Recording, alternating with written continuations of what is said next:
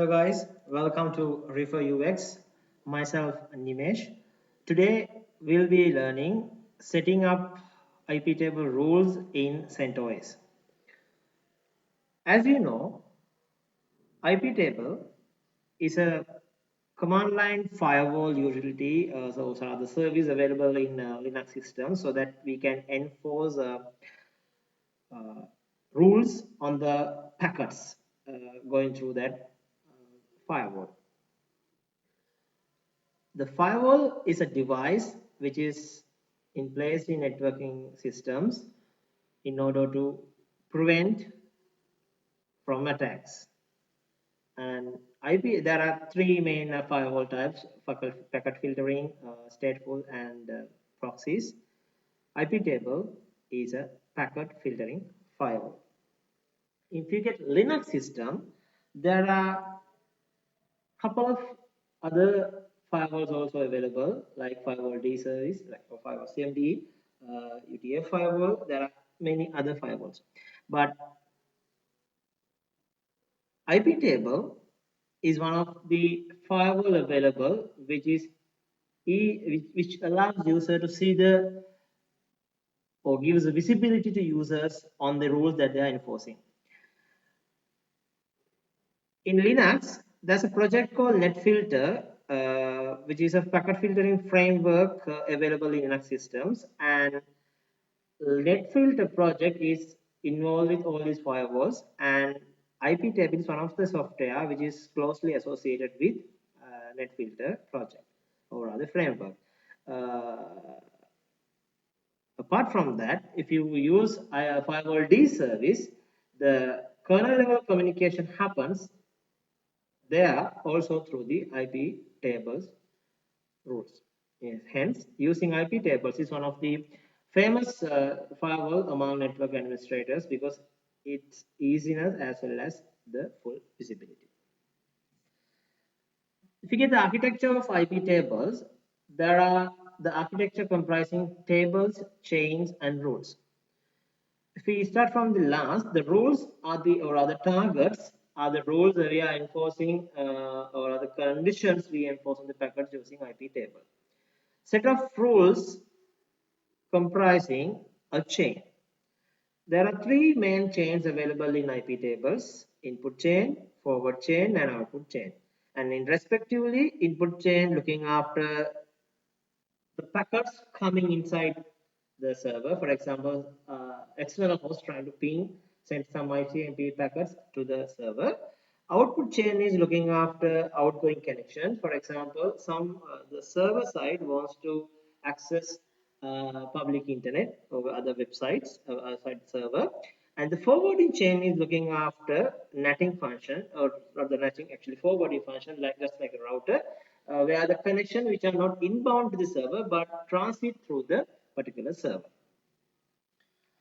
And if we get the targets or are the actions which which enforcing using rules, there are three main actions which are or rather in IP table language they are called targets, which are called accept, drop, and reject. Accept in the sense it allows the connection.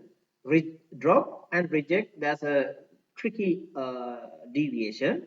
Both drop and reject drops the connection. However, with the drop, you don't get any return message why it is get dropped. But with the reject scenario, the others user who's get rejected getting a message, the reason behind why it is get rejected.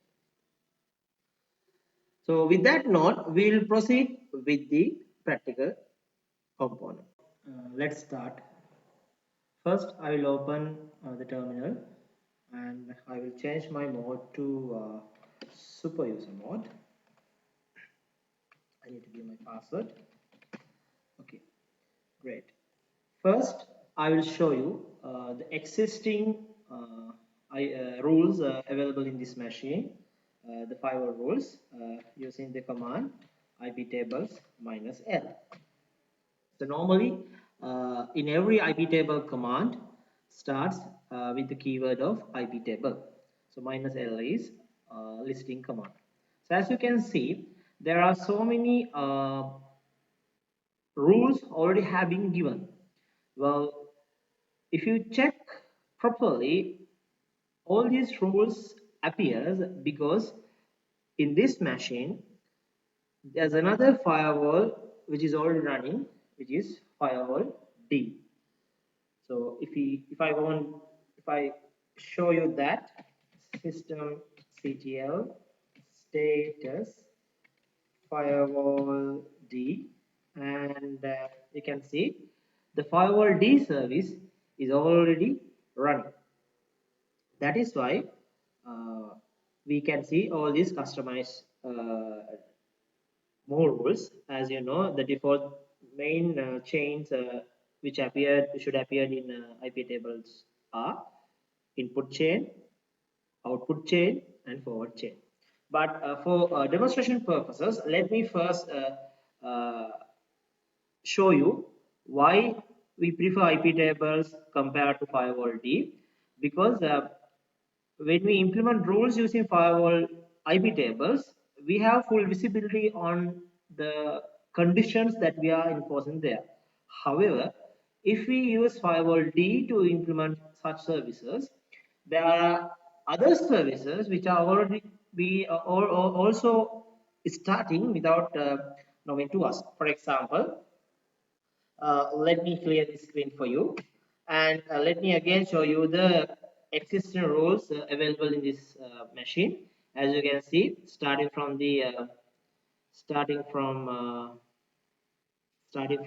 wait in this location, yeah, in this location, you can see these are the existing rules. And if you pay attention clearly in this chain, uh, chain in public allow, this is a customized rule available in the firewall D. There are only two rules available. However, let me open the service of Samba server using firewall D as an example. And let's see what are the additional rules added other than the Samba service. Add service Samba, and I will make this permanent, and rule is added successfully. And let me reload the firewall D. It's successful. Now pay attention again carefully. We are looking for this public allow category, and if I run list out the new rules again, as you can see in the same chain, you can see other than these new two rules, there are couple of other rules under NetBIOS has been added.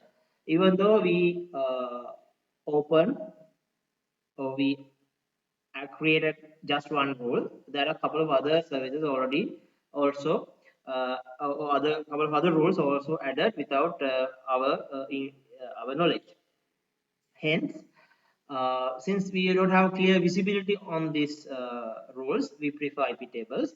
In fact, at a given time, we are not running two firewalls at the same time, because those two are not compatible with each other.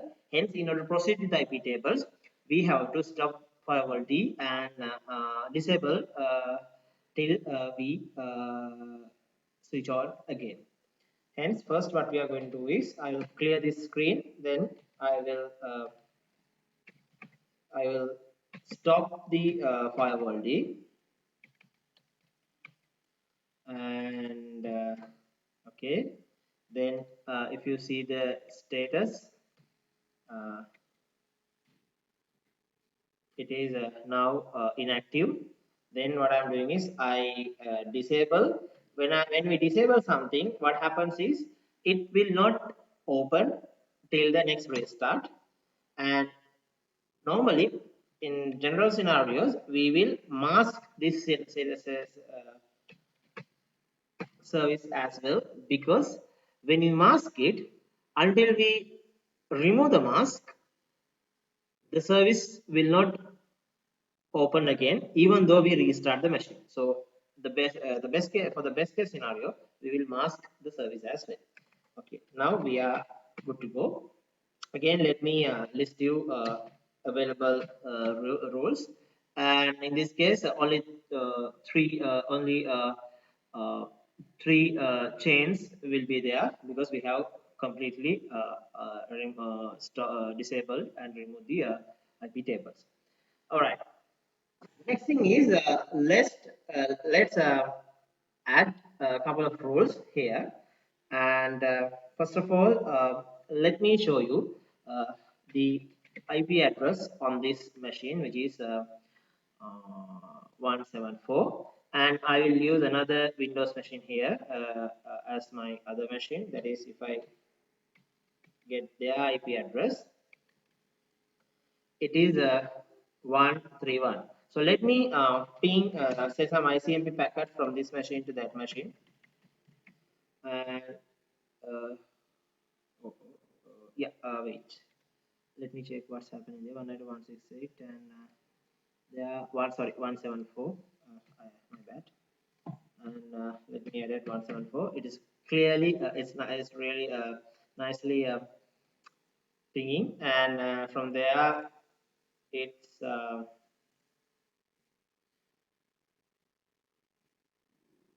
here this IP address is 131. So let me go there and ping to that machine.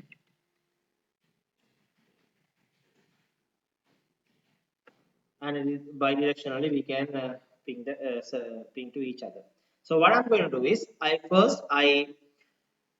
stop my this Windows machine pinging to this sending ICMP packets to my CentOS machine.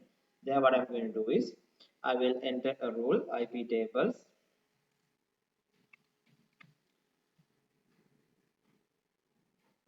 IP. Let me clear the screen for you. So IP tables minus A. So minus A is it's called append, which means adding a rule. So there are two ways that you can actually three ways to adding rules. Mainly two ways that are called minus A and minus I. If you enter minus A, the rule defaultly added to the last end of the rule set. But if you put I, the rule is added to the first entry of the rule.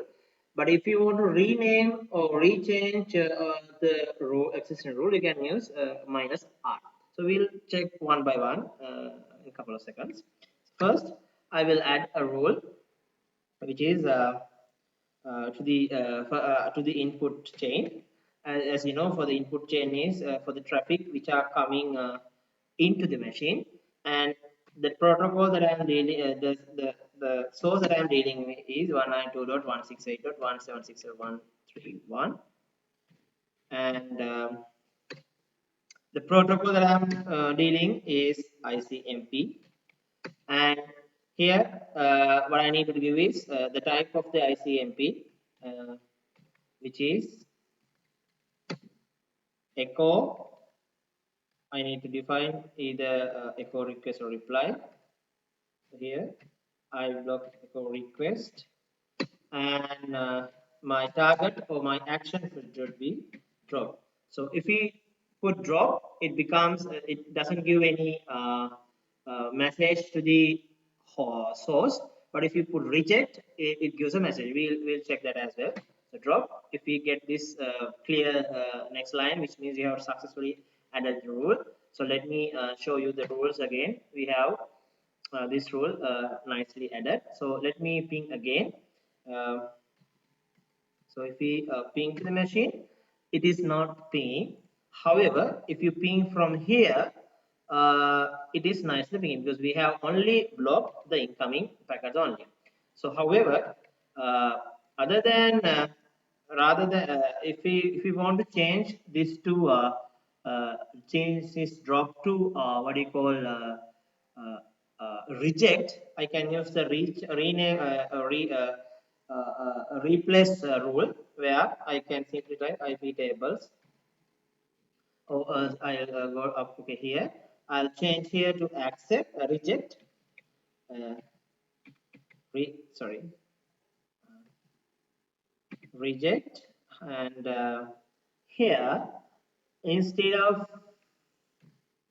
I put R, and I have to define um, which which number. I think it's number one. Okay. So if I show you again, you can see now it's reject. It has been changed reject.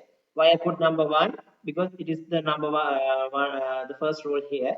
And now since it is reject, it shows there's a message should go there called ICMP port unreachable. And if we now ping in, we should get a message. It's called destination unreachable. So earlier case we didn't get any message. Here we got unreachable message. But here there's a security issue would be here because if I'm an attacker and I want my intention is to check whether end server is alive or not, then I can simply send these ICMP packets. However, if the server reply me again back, which means the service is live, so my target, my objective is achieved. Hence, compared to reject, drop would be more secure in infrastructures. Then let me remove the block so that I can again ping to the server. So to do that, what I can do is I can again use this uh, replace rule, and I will I will show I will then I will show you I will remove this rule so that I can again allow the Windows host to ping me. To do that, I can try IP tables minus this deleting rule, and and we can say which chain, okay, in the input chain, and which rule I want to delete, rule number one, obviously. So now if I put listing, we can see that rule has been deleted. So if I try now again, I can nicely ping to the host server. That is, we can enforcing a rule, and we can remove the rule as well, and we check to replacing the rule components as well. Now let me show you adding couple of rows and using -i command as well, and show how it works. Let me clear this, and I will add a rule again, the same rule. Let me add this rule, which is okay, this one again. Okay, I will block again that for ICMP, and we can see that's been added. Now I want to add another rule, but let me add.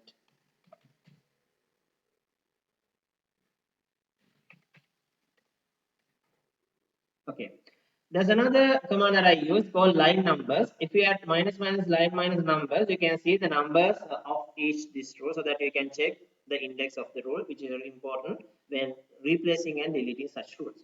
Then I will add another rule, but I want to add it to uh, top of the rule. But if you add this, for example, the rule is IP table -a -a input chain. The protocol is TCP, and it should match with all the new connections as well.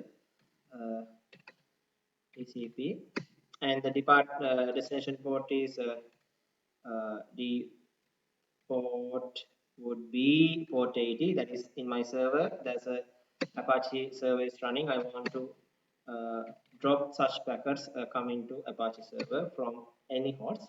So this is drop. Before enforcing this rule, I will show you that I can reach to this host using web browser. You can see I can view the page called hello world. Welcome to demo page. And now let me and of course I should not be able to ping because I have already been blocked. Okay, cool. Now I cannot ping. And when I enforce this, you can see if I put -l with line numbers, can you see the newly added rule is put as the last item of the input chain. But if you want to add this rule at the top of that, what I can do is I will first delete this rule, which is let me check minus d and the second rule, and oops, minus d in the input chain second rule, and if I add add check, you can see only one rule is here. Now I add the same rule but with the minus I command, and you can see the new command is added on the top of the chain. So this is the difference between minus a and minus I. So we check minus r as well. Okay, now the rule has been enforced, which is dropping all incoming HTTP requests. So I open a new tab. Okay, let me open this again, and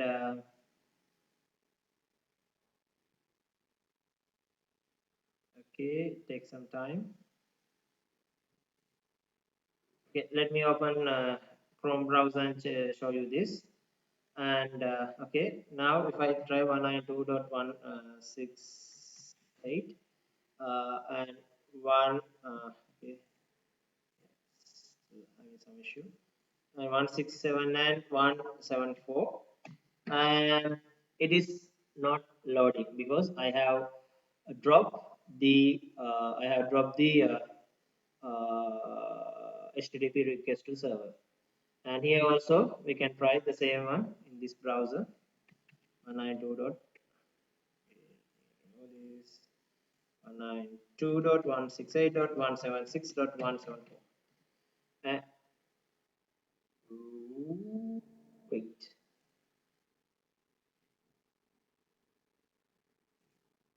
that was a cache, I believe. Uh, yeah, oops, it's coming. Why is that? Let me check the rule again.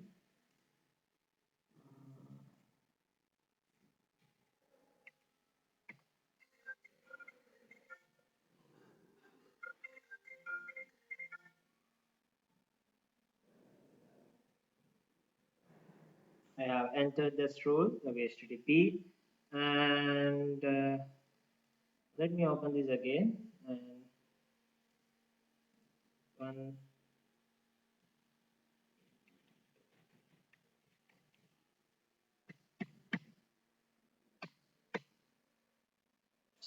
it's working. Why is that? Let me clear the cache for you. And right, I'll delete all the cache. Okay, clear history and the history.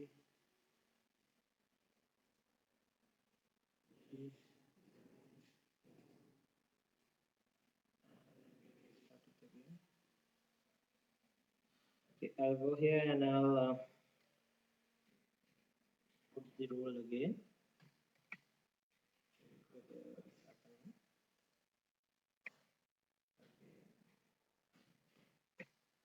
Right, I put the rule again, and if I check this here, 92.168.176.1. Try it again. 192.168.176.174. I believe 74 is the IP address. Yes, it is the IP address. Yes, I think that was a cache, and it is not loading, which means the rule is enforcing correctly. Now, let me show you again the listing rules, which is okay. There are two rules. Now, what if you want to flush, which means deleting rules one by one, but how about if you want to flush all the rules at one instant? What you can do is you can use IP tables minus f, which is deleting all the rules in every all the chains. And now if you check, there's no rules available here.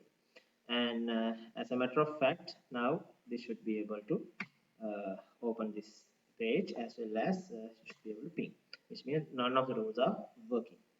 So we checked adding rules, inserting, replacing, deleting, flushing the table, and listing the rules. And further, we noticed that how to add a rule and how to remove the same rule.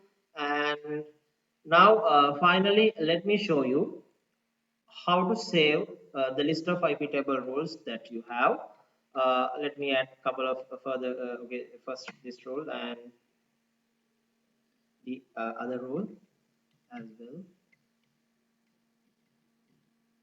All right. So we have, oops, the same rule twice I have added. Gosh, okay, this is the first rule, and the second rule is ICMP block 1. All right, this one. Cool. Now, list it. I have two rules. Okay, now what I'm going to do is I will save this rule set into a file. So what I'm doing is I will saving. I'll use IP tables minus save, and let me home student desktop IP tables 1.txt. And now if I view uh, my desktop, and you can see IP tables text is there. If I view that one,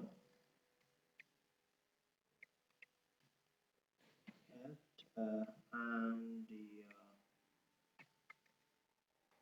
yes, you can see all these rules are saved nicely.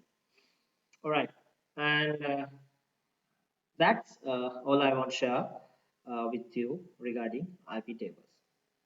Today, we learn in this tutorial setting up the rules in IP tables in CentOS machine. I hope you learned something out of it. If you learned something, please do like and share. If you want to know about future videos, please do subscribe. Till we meet again, have a great time. Thank you.